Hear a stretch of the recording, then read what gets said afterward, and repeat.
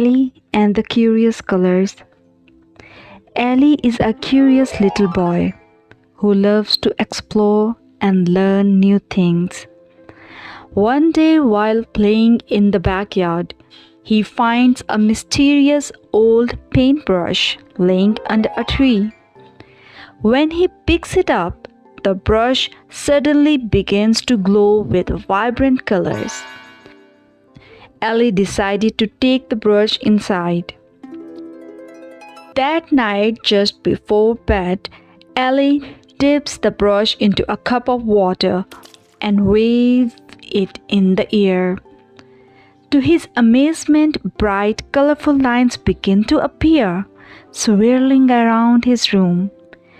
Each color that Ellie paints comes to life, teaching him something new. Red color appears. Red tells Ellie about the importance of being brave and standing up for others.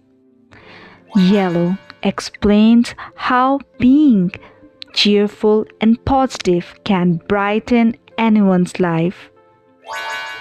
Blue speaks of calmness, teaching Ellie how to take deep breath and relax when he's feeling upset. Green shares stories of nature and how plants grow, encouraging Ellie to care of the environment.